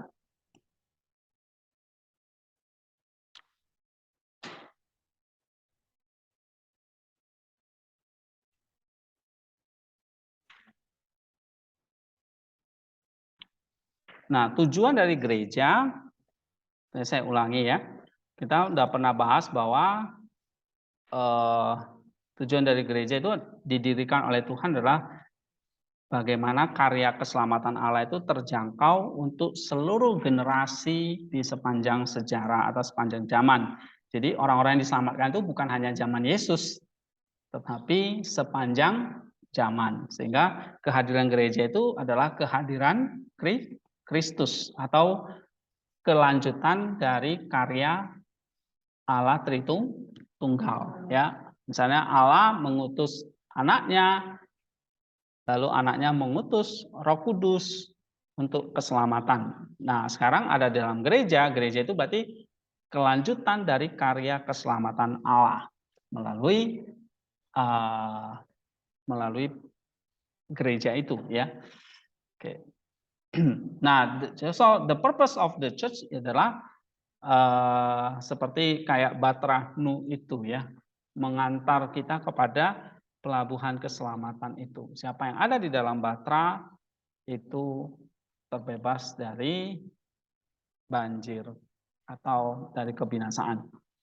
So the church is the place ya, par excellence of a believer's participation in the mystery of God, ya. Gereja juga menjadi tempat di mana orang-orang yang percaya itu menikmati atau berpartisipasi di dalam karya Allah atau di dalam misterinya Allah. Misterinya Allah itu tadi keselamatan di dalam Kristus itu. Jadi kita terus mengajak orang untuk berpartisipasi di dalam gereja. Oke. Kemudian gereja itu juga bersifat trinitarian dan kristosentris. Artinya tadi yang saya katakan gereja itu bukan satu lembaga tambahan gitu ya. Tapi sebetulnya ini adalah kelanjutan dari karya Allah Tritunggal, yaitu Bapa mengutus, Anak menyelamatkan, Roh Kudus menguduskan. So the church is a trinitarian, yaitu adalah the extensions, perpanjangan dari karya keselamatan Allah dalam wujud tadi ya, Bapa yang mengutus, Anak berinkarnasi, Roh Kudus menguduskan. Jadi di dalam gereja adalah gereja yang terus melanjutkan karya keselamatan Allah. Oke. Nah, gereja itu juga disebut sebagai kristosentrik. Kenapa? Karena keselamatan itu hanya ada di dalam Kristus. Jadi kalau Allah mau menyelamatkan kita, dia nggak pakai cara yang lain. Dia mengutus anaknya yang tunggal, yaitu inkarnasi tadi. So, gereja adalah kristosentrik. Ya, kenapa? Karena karya keselamatan, karya gereja yang melanjutkan karyaannya Allah itu hanya tercapai di dalam atau melalui Kristus. Ya. Kemudian gereja itu divine and human, visible and invisible. Nah, maksudnya karena keselamatan itu ada di dalam Kristus dan Kristus itu adalah manusia, Allah dan manusia, dan gereja itu adalah kelanjutan dari keselamatannya Kristus, maka gereja itu juga bersifat Kristus tadi, bersifat kristosentrik, yang manusia dan ilahi. Artinya gini, gereja satu sisi itu bersifat ilahi, tapi satu sisi bersifat manusia. Bersifat ilahi karena memang dia, gereja itu bukan lagi diselamatkan, memang sudah diselamatkan, sudah bersifat ilahi. Ya, gereja sudah bersifat ilahi, artinya gereja itu sudah ditebus, diselamatkan oleh Kristus 2000 tahun yang lalu. Nah, gereja sudah diselamatkan, artinya orang-orang itu sudah diselamatkan. Tinggal bagaimana yang bersifat manusiawi adalah orang-orang yang bersifat manusia itu di dalam gereja itu terus berpartisipasi, jadi, ya, atau terus menyempurnakan, menguduskan dirinya. Ya.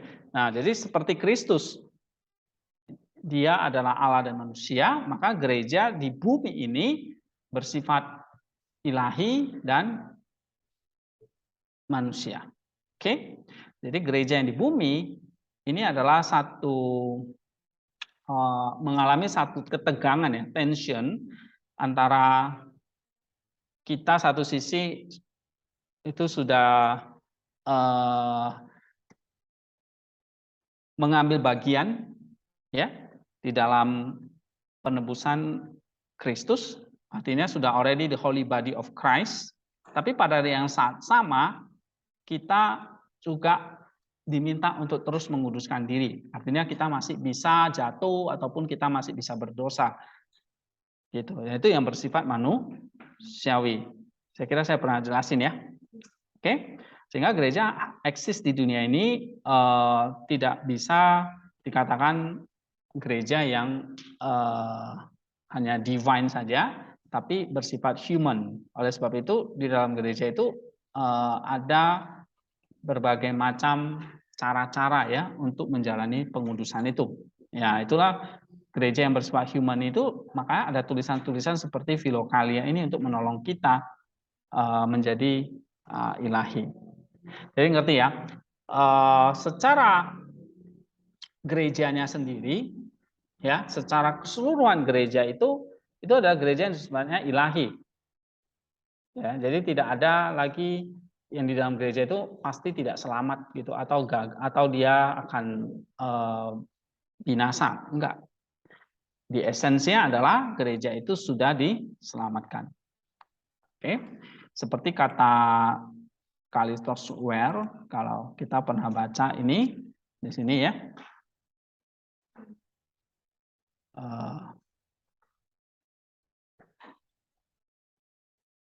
Oke. Nih ya. The church, kata Komiakov, accomplished on earth without losing its essential characteristic.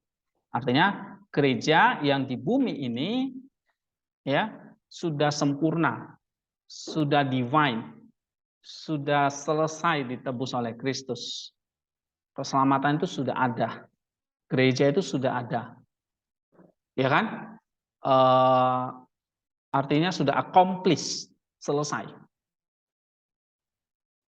Tapi satu sisi tensionnya adalah gereja juga orang-orang yang masih bisa berdosa ini. Nah, walaupun gereja itu bisa berdosa, orang-orang yang percaya itu bisa berdosa, tapi gereja itu nggak kehilangan karakteristik esensialnya. Bisa paham ya? Jadi kalau misalnya nih, ada satu kelompok gereja, semua orangnya berdosa dan murtad, lalu gereja itu tiba-tiba kehilangan keselamatannya. Enggak, tetap ada. Nah, jadi kalau kita lihat di sini, gereja secara esensi itu bersifat ilahi, bersifat sudah sempurna secara esensi. Tetapi secara aksidennya, substansinya, individunya, ya, jadi ada namanya substance, substansi, hakikatnya, esensinya itu sudah sempurna. Tapi dari esensi ini kan ada namanya aksiden-aksiden atau individu-individu. Nah, individu-individu itu bersifat manusia seperti kita ini. Kita adalah individu dari gereja, anggota-anggota gereja. Kita adalah gereja, tapi kita adalah anggota gereja. Kita adalah gereja berarti kita memang Kristus sudah menyediakan keselamatan itu, kita terima. Tapi sebagai anggota, sebagai individu, sebagai aksiden dari anggota tubuh Kristus itu kita harus menyempurnakan diri. Nah, seandainya kita misalnya tidak mengerjakan keselamatan kita, atau kita katakanlah zaman dulu itu banyak sekali ya orang-orang yang takut disiksa, akhirnya dia menyangkal Kristus dan sebagainya, kan pernah nonton filmnya juga ya. Nah, itu bagaimana? Apakah dia kehilangan keselamatannya? Misalnya dia tidak lagi gereja yang dia ilhami, gereja itu kehilangan keselamatan, enggak, dia sendiri yang terhilang. Seperti perumpamaan Tuhan, anak yang terhilang itu, atau domba yang tersesat itu.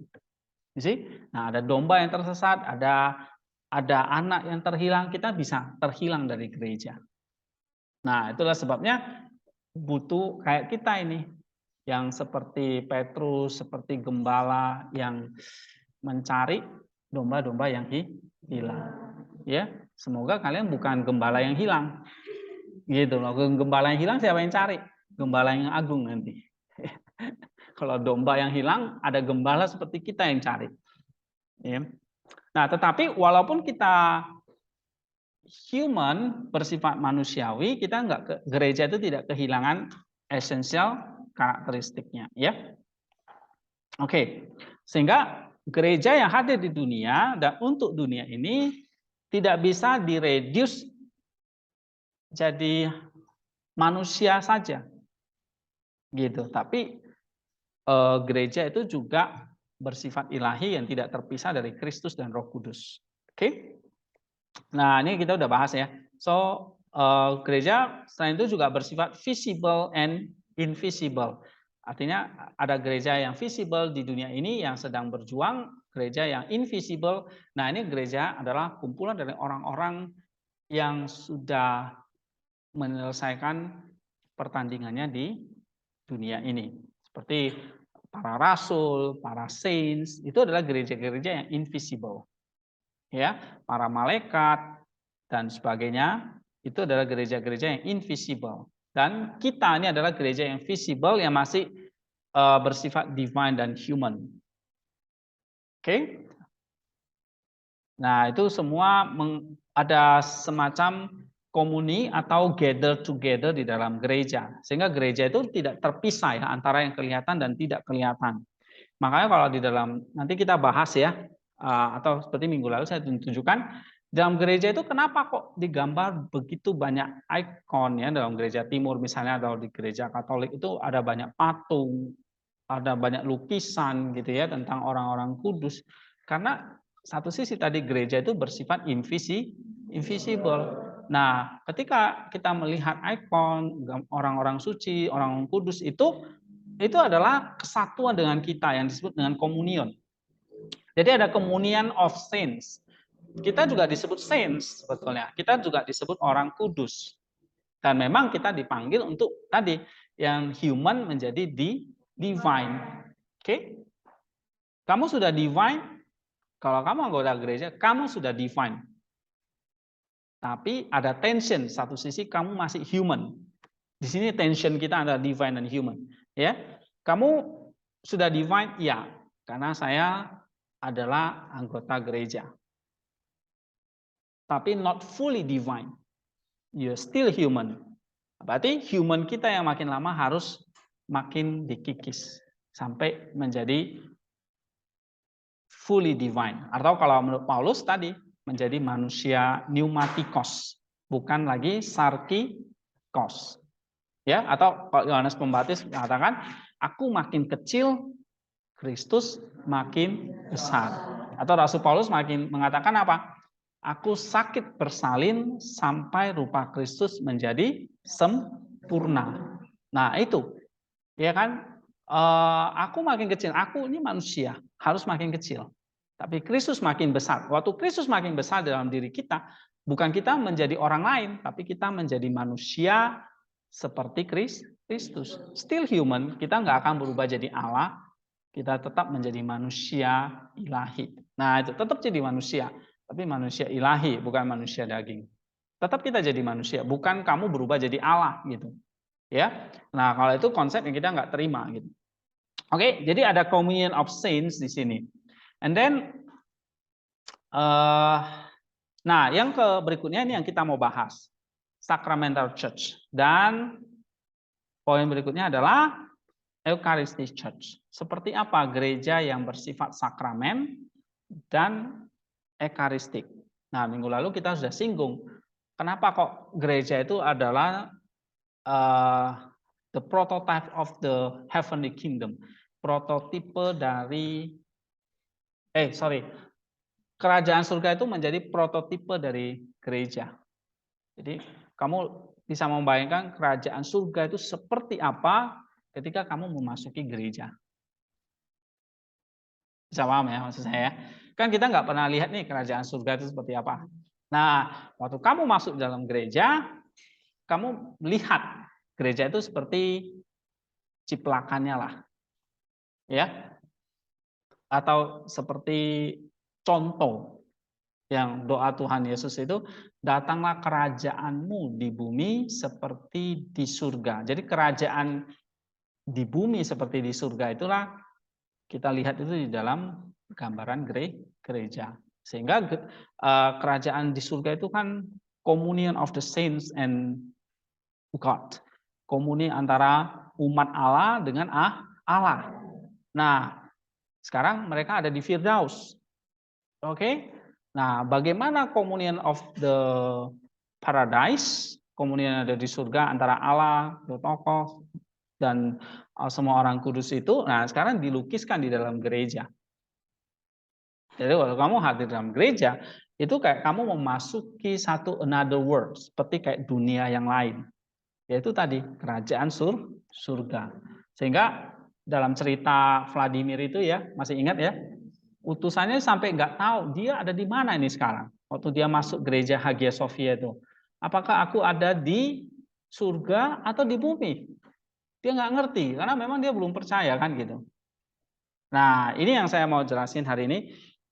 Bagaimana kita melihat ketika kita membahas gereja, kita nggak tahu, oh gereja itu rumusnya pengetahuannya poin 1, 2, 3, kayak gitu, hanya pengetahuan dogmatis. Tetapi lebih dari itu adalah kamu bisa merasakan dan melihat, ya.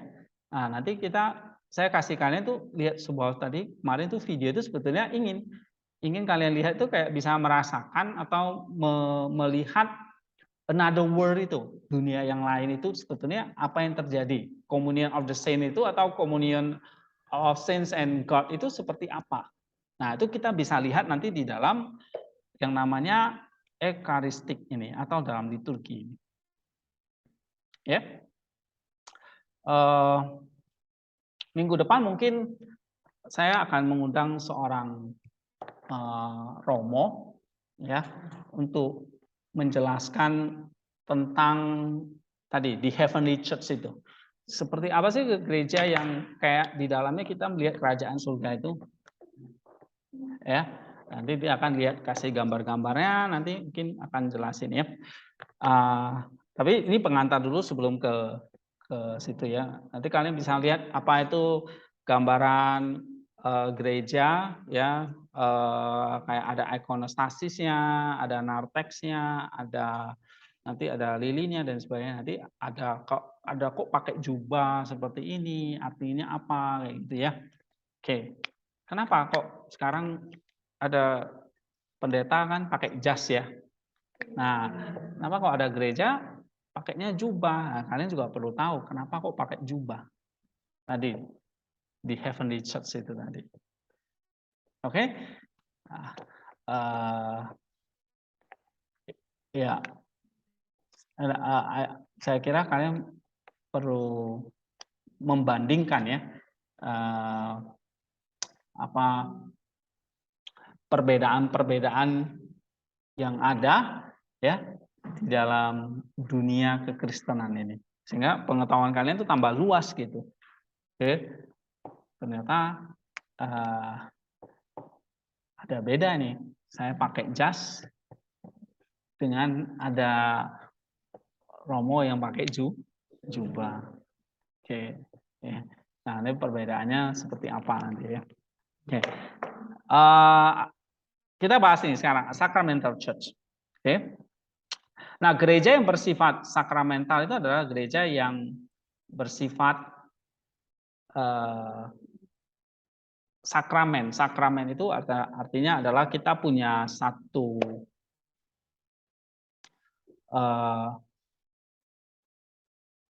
karya Roh Kudus ya di dalam gereja. Jadi gereja itu isinya adalah karya Roh Kudus dalam tiap-tiap orang percaya. Di gereja itu bukan hanya kumpulan orang-orang saja, tapi kumpulan orang-orang yang di mana Roh Kudus berkarya di dalamnya melalui sakramen. Ya. Nah, itulah sebabnya ada namanya worship atau ibadah di dalam gereja yang nanti kita lihat di sini ada matins, kemudian diikuti oleh ini ya. Doa jam pertama, jam ketiga, jam ke-6, jam ke-9. Kemudian ada divine liturgy, ada vesper, ada komplain dan midnight prayer, doa tengah malam. Jadi ada 8 doa mulai dari otros sampai doa tengah malam. Kemudian ada divine liturgy. Ya. Nah, gereja ini melakukan ini terus tanpa henti dan disebut dengan liturgical cycle. Unceasing prayer. Sehingga kenapa kok ada banyak doa ya? Misalnya ada otros sampai midnight prayer. Ya, karena gereja itu pada dasarnya tadi saya nggak berdoa nih, bukan berarti gereja itu nggak pernah berdoa. Paham nggak maksud saya? Ya, saya nggak pernah ke gereja bukan berarti nggak ada orang yang ke gereja gitu. Atau saya sendiri nggak pernah berdoa bukan berarti gereja itu tidak pernah berdoa. Gereja selalu setiap jam itu berdoa. Gitu ya. Jadi unceasing prayer. Oke. Nah, sebagai satu instrumen mengucap syukur kepada Allah dalam kehidupan kita. Ya, dan ini membuat kita bisa berpartisipasi di dalam misteri berbagi akan tubuh dan darah Kristus. ya, dalam mengantisipasi kerajaan dan keselamatan untuk seluruh ciptaan. Memang seluruh ciptaan nanti ada langit dan bumi yang baru dijadikan baru, dan kita semua dijadikan seperti serupa dengan Kristus. Oke, jadi gambaran gereja adalah satu gambaran antisipasi, ya, antisipasi pada kerajaan dan keselamatan untuk seluruh umat manusia. Oke, tetapi worship atau ibadah itu bukan tujuan. Ya, worship itu atau ibadah itu bukan tujuan, sakramen itu bukan tujuan, tapi ini satu antisipasi kita terhadap kerajaan surga itu. Jadi kalau misalnya kita divine liturgy ini, ya, atau nanti kalian lihat ada doa Vesper dan sebagainya. Nah, itu adalah satu partisipasi kita, ya, di dalam mengantisipasi kerajaan surga yang akan datang. Jadi memang sifatnya eschatological. Jadi ibadah-ibadah di dalam kekristenan itu sifatnya untuk antisipasi untuk yang akan datang. Misalnya kita ikut dalam perjamuan kudus, ya, makan tubuh dan darah Kristus.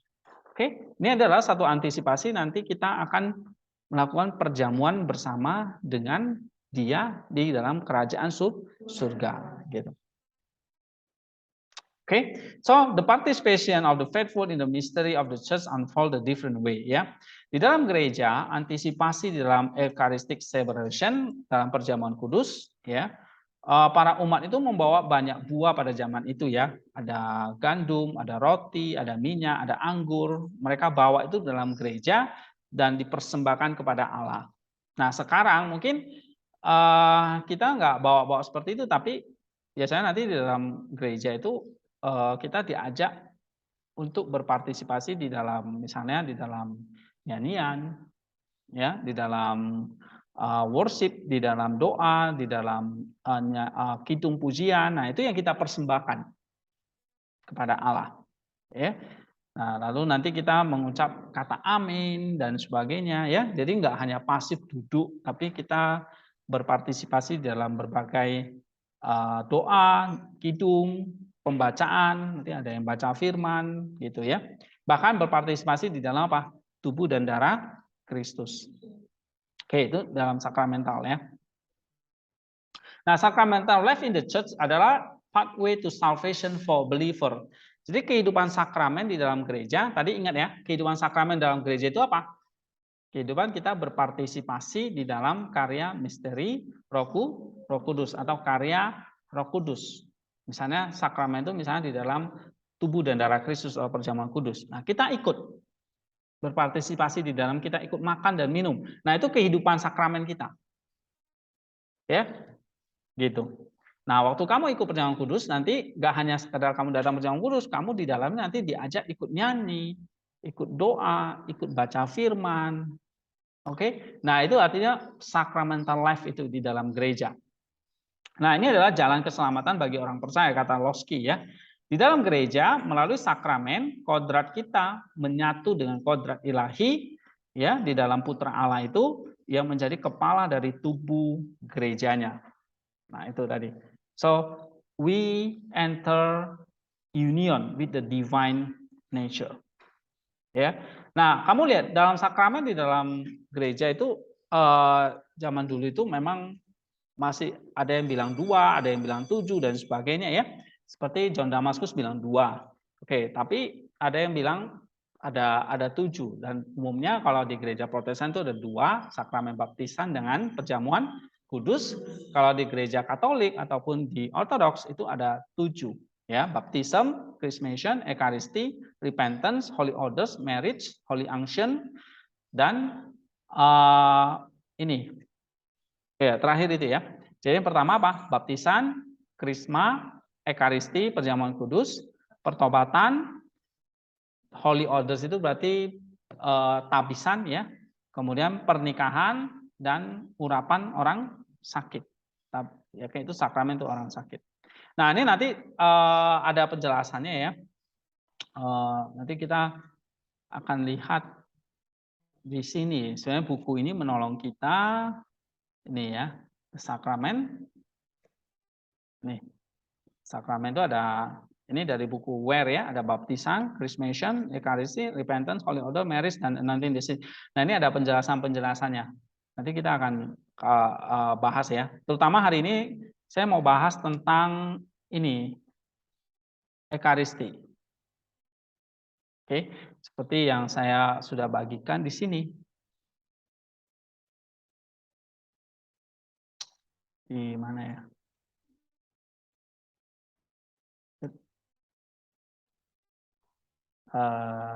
Nih, Ekaristi atau dalam liturgi ilahi ini ya. Oke, nanti selesai makan siang kita masuk mungkin kira-kira satu pertemuan lagi untuk bahas ini ya. Oke, tadi saya selesaikan ini sebentar.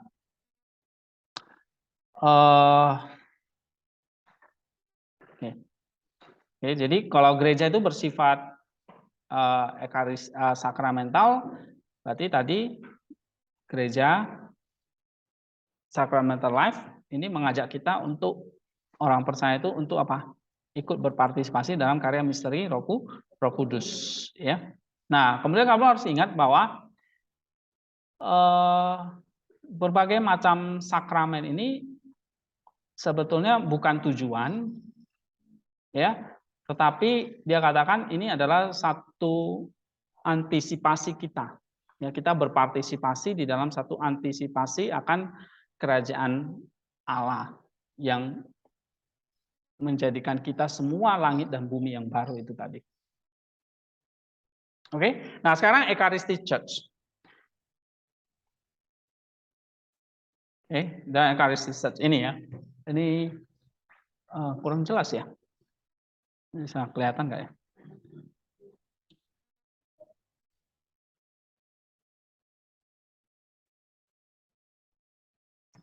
Nih, Eucharistic Church. Oke, nah, it is a sacrament of the Eucharist that constantly build up the church as the body of Christ. Ya, jadi sakramen Ekaristi atau perjamuan kudus inilah yang terus membangun gereja sebagai tubuh Kristus. Nah, John Chrysostom mengatakan, we become a single body, kita menjadi satu tubuh menurut kitab suci, member of his flesh and bone of his bone. Jadi kita adalah anggota dari tubuh Kristus. Nah, tubuh Kristus itu terdiri dari apa? Daging dan tulang. Ya kan? Daging dan tulangnya. Jadi kalau kita anggota tubuh dia, maka kita bagian dari apa? Daging dan tulangnya. Itulah sebabnya kita ikut dalam Ekaristi itu. Kita ikut makan dan minum tubuhnya. This is what is brought about the fruit that giver. Inilah sebabnya. Jadi dalam Ekaristi itu, sakramen Ekaristi itu kita menyatu dengan Kristus dalam pengertian apa? Waktu kita makan tubuh dan darahnya, ya kita menyatu dengan Dia, gitu. Kita menjadi anggota tubuhnya, paham nggak? Ya, nah ini kata Chrysostom. Oke, sekali lagi, kita menjadi single body, menjadi tubuhnya Kristus, atau kita menjadi anggota tubuhnya melalui partisipasi kita di dalam Ekaristi. Ya, artinya kita menjadi member of his flesh and bone of his bone. Kita menjadi anggota dari dagingnya dan tulang dari tulangnya. Gitu. Jadi sehingga setiap orang di sini, kalau kita adalah the single body of Christ, menjadi tubuhnya Kristus, artinya kita memang menjadi anggota dari flesh and his bone. Nah, ini kata Chrysostom. Oke. He blend himself with us so that we may all become one single entity in the way of the body is joined to the head. Jadi memang kita menyatu dengan dia, menjadi anggota tubuhnya, dan dia menjadi kepalanya. Sehingga anggota tubuh Kristus itu siapa? Orang-orang percaya. Gitu. Kalau anggota tubuh Kristus itu tubuh dan darahnya. Nah, tubuh dan darahnya itu siapa? Isinya apa? Ya, gereja itu atau orang-orang percaya itu. Ya. Nah, sehingga sakramen Ekaristi atau perjamuan kudus ya, ini menjadi kunci penting ketika kita memahami tentang gereja atau gereja sebagai tubuh Kristus itu. Nah, Irenaeus mengatakan our teaching is conform to the Eucharist and the Eucharist conform our teaching. Jadi pengajaran kita itu bisa terangkum di dalam Ekaristi dan Ekaristi merangkum pengajaran kita, ya. The Holy Eucharist express all the major divine ecclesial characteristic, unity, holiness, Catholicity, apostolicity. Jadi di dalam Ekaristi ini menyatakan semua ciri dari gereja yang bersatu. Nah, kita minum tubuh dan darah yang sama. Holiness, kekudusan, kita minum tubuh dan darah Kristus yang kudus. Catholicity bersifat universal karena tubuh dan darah Kristus satu terbagi untuk semua. Dan apostolicity, apostolicity ini kita adalah berasal dari suksesi para rasul yang tidak terputus, ya. Sehingga Ekaristi itu apa? Menyatukan misteri yang lain atau sakramen yang lain seperti baptisan, marriage, holy orders, funeral dan sebagainya.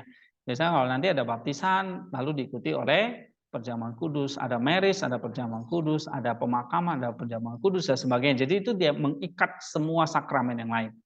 Ya. Nah, eschatological dimension dari Ekaristi itu dinyatakan di dalam natur gereja. Jadi gereja tadi saya katakan satu antisipasi dari kerajaan surga yang akan datang.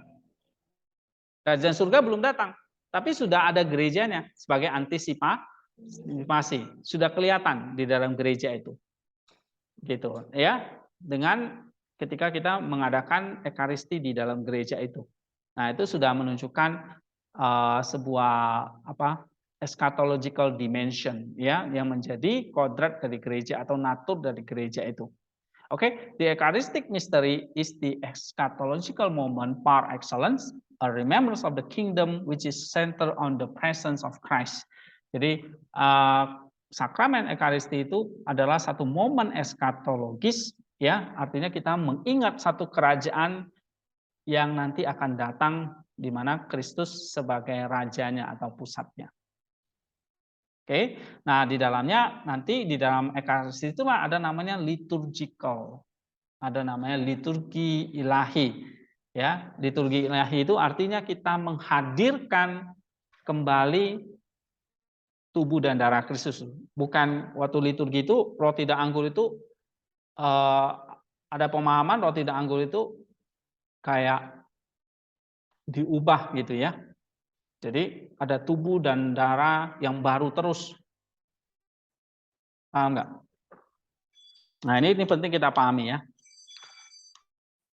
Di sini kalau dikatakan liturgical, ini sifatnya amnesis and commemoration. Artinya gini, waktu kita masuk dalam gereja, terus kenapa kok kita perlu berliturgi untuk makan tubuh dan darah Kristus itu? Karena kita mau menghadirkan tubuh dan darah Kristus yang 2000 tahun lalu hadir ke sini, hadir di zaman ini. Menghadirkan kembali. Tubuhnya satu, darahnya satu. Nah, itu kan pas ya. Gimana tuh dibawa kembali ke present, masa kini. Nah, itu lewat nanti yang namanya liturgi. Ya. Nah, bukan pengertian gini. Waktu kita makan roti dan anggur itu bukan berarti Yesus itu disalib lagi gitu. Dia cuma disalib sekali. Dia enggak berulang-ulang disalib oleh kita. Oke. Nah, lalu bukan juga berarti roti dan anggur itu yang kita makan dan minum itu bukan juga Yesus itu terus memberikan apa ya? dia nggak disalib berulang-ulang sehingga dia tidak memberikan, begitu disalib kan berarti tubuh yang baru. Besoknya disalib lagi berarti tubuhnya yang lain lagi kan. Nah, bukan seperti itu pengertian perjamuan kudus itu. Perjamuan kudus itu adalah memang roti dan anggur itu dihadirkan oleh Roh Kudus kembali. Roti dan tubuh dan darah yang sama yang 2000 tahun yang lalu dihadirkan kembali lewat roti dan anggur. Nah, maka yang kita lihat itu roti dan anggur itu sudah diubah oleh Roh Kudus menjadi tubuh dan darah. Maka kalau di gereja kan kalian selalu baca surat dari Paulus itu ya. Dia adalah tubuhku dan ini adalah darahku. Jadi yang kalian pegang roti dan anggur itu adalah benar-benar tubuh dan darah yang 2000 tahun lalu disalibkan itu. Ya, jadi Kristus nggak mati berulang-ulang terus dia berikan tubuh dan darahnya berulang-ulang gitu, enggak. Oke, paham? Oke, ini yang disebut sebagai anamnesis, ya. Anamnesis itu every moment in the liturgy is related to the past and the coming of the kingdom. Jadi setiap momen di dalam liturgi itu related to the past. Pastnya kapan? Ya pas itu penebusan Kristus itu. Tapi sebagai antisipasi kerajaan yang akan datang. Jadi ada bersifat past dan eskatologis, ya. This is the living reality of the church which embraces all times and all place at once. Alright, which recognize the presence of faithful in prayer together with the commemorated saints and the departed. Jadi di dalam liturgi kita mengembraces masa lampau, masa akan datang, hadir di masa kini. Nah, itu luar biasanya. Dalam liturgi kita embraces the past and the future in the present time sekarang. Tapi juga mengembraces semua orang dan yang tidak kelihatan itu. Para malaikat, para martir, para orang kudus dan sebagainya. Nah, itu menjadi satu tempat pada waktu itu. Nah, itu maksudnya di the living reality of the church embraces all times and all place at once. Itu maksudnya. Ya. Yang akhirnya itu hadir di dalam faithful in prayer together bersama dengan orang-orang kudus dan orang-orang yang sudah meninggal. Jadi orang-orang yang sudah meninggal, mereka adalah gereja yang pada saat liturgi itu juga hadir bersama. This is the living church celebrating the Eucharist of which the faithful become partakers. Ya, jadi ini adalah gereja yang hidup, baik yang sudah di dunia maupun yang di Firdaus, itu adalah living church. Oke, yang semuanya menjadi partakers, artinya yang ikut ambil bagian. Nah, the Eucharist is thus the sacrament par excellence, but it cannot exist on its own without the wholeness of the wider sacramental life and the teaching of the church. Jadi kalau kita ada anggota gereja, kita nggak bisa terpisah dari yang namanya sacramental life, ya, dan pengajaran gereja. Kehidupan kita itu adalah kehidupan persiapan, preparation, antisipasi, atau a pretext to participation in the Eucharistic celebration. Jadi Ekaristi yang kita rayakan di gereja ini akan terus sampai nanti puncak Ekaristinya yang akan datang. Oke? So this is what we call the church is a Eucharistic church, ya. Jadi sentralnya itu di situ. Oke, kita finish it sebentar.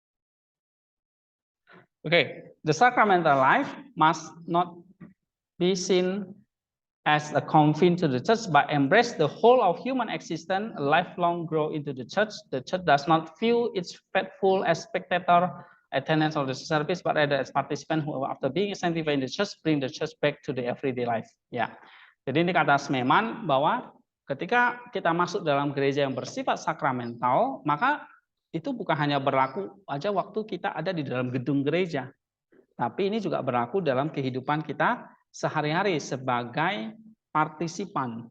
Artinya bukan sebagai penonton, tapi sebagai pelaku dari gereja itu. Jadi gereja itu ada di mana-mana, bukan hanya di lokasi ini, jalan ini doang, gedungnya itu. Tapi gereja ada di mana? Memenuhi seluruh bumi ini, ada di mana-mana. Karena kamu adalah gerejanya. Nah, kalau kamu adalah gerejanya, berarti kamu menghadirkan sakramen di situ. Ya, kamu menghadirkan karya Roh Kudus di situ. Nah, itu maksudnya the sacramental life gitu. Oke.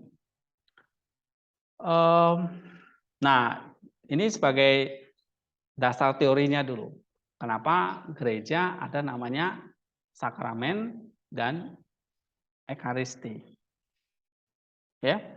Nah, nanti kita akan lihat dari perspektif the Eastern.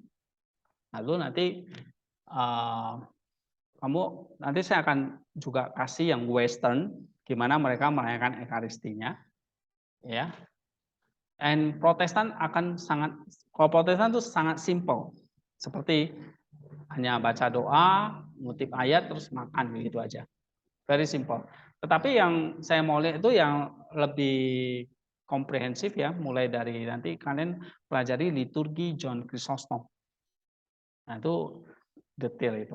Nanti ada liturgi dari Roma, bagaimana perjamuannya ya. Nah itu semua ada, itu kalian harus tahu. Oke, kita break dulu, nanti kita sambung lagi ya.